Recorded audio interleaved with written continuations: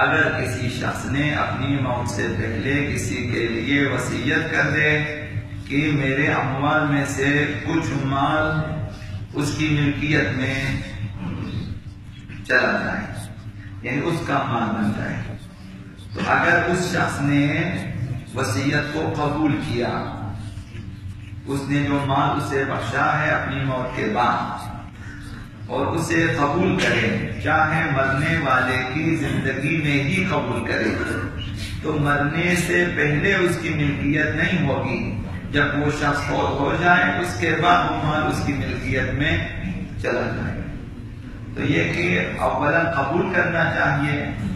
کہ اتنے جائیداد میں آپ کو دینا چاہتا ہوں، مثلا وصیت کر دیں کہ میرے بعد آپ قبول کریں، قبول کرنے کے بعد پھر جب موصی وصیت کرنے والا موت ہو جائے تو پھر وہ جائیداد آپ کی ملکیت میں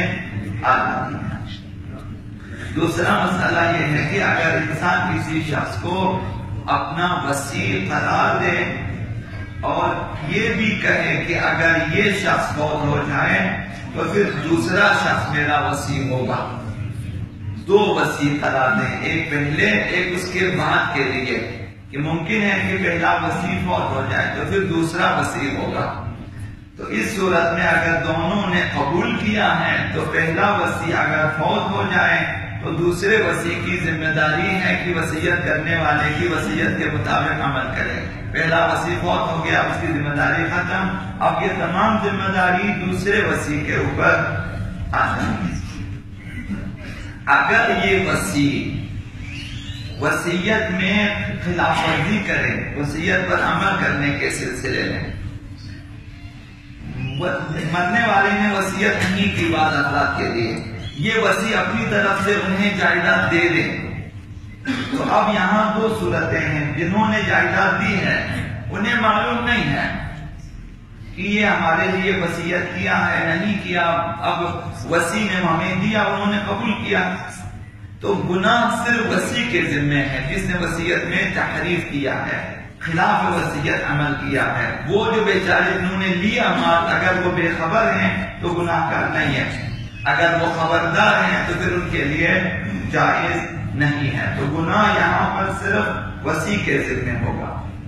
وصیتوں میں جس قدر بھی خلاف ورزی کریں اور تغیر و تبدل اسی حساب سے گناہ کار ہے، لیکن بعض اوقات مرنے والے کی وصیت میں تبدیلی کا حق حاصل ہے وصی کو، جس کو وصی قرار دیا ہے اسے تبدیلی کا حق حاصل ہے۔ یہ اس صورت میں ہے کہ جب وصی کو پتہ چلے کہ وصیت میں وصیت کرنے والے نے غلطی کی ہے، خلاف شریعت وصیت کی ہے، کچھ چیزیں اس نے غلط یہاں پر وصیت کی ہے جو کہ شرعاً مثلا صحیح نہیں ہے، تو اب یہاں پہ دو صورتیں ہیں، یا وصیت کرنے والا ابھی تک زندہ، تو اب وصی کی ذمہ داری وہ آ کر اسے تذکر دیں، تو بتا دیں کہ یہ چیزیں آپ نے غلط وصیت کی ہیں، یہ صحیح نہیں ہے، کیونکہ اس پر میں عمل نہیں کر سکتا ہوں کیونکہ شرعاً جائز نہیں ہے، تاکہ یہ وصیت کرنے والا خود اس میں تبدیلی کرے، اسے ٹھیک کر دے۔ اگر یہ مر چکا ہے اب وصی کی ذمہ داری ہوتی ہے کہ وصیت کو شریعت کے مطابق انجام دے۔ مثلا اگر اس نے وصیت کیا ہو کہ میرے میراث میں مثلا برابر تقسیم کریں، لڑکے لڑکیاں برابر ہو، جو کہ غیر شرعی وصیت ہے کہ لڑکیوں کے لیے ایک حصہ ہے، لڑکوں کے لیے 2 حصے ہیں، بیٹوں کے 2 حصے ہیں، بیٹیوں کا ایک حصہ ہے، تو اب اگر مرنے کے بعد پتا چلے کہ اس نے وصیت خلاف شریعت کی ہے تو اب اسے شریعت کے مطابق تقسیم کرنا چاہیے۔ یعنی یہاں تبدیلی کا اختیار حاصل ہے کہ اگر وصیت کرنے والا زندہ ہے، وصی جا کر اس کو بتا رہے کہ آپ کی وصیت میں فلاں چیزیں غلط ہیں، آپ درست کریں۔ اگر وہ مر چکا ہو تو وصی کو اختیار ہے کہ اسے شریعت کے مطابق کر دیں اور پھر شریعت کے مطابق اس پر عمل کریں۔ اللهم باسمك العظيم الأعظم الأعز الأجل الأكرم يا الله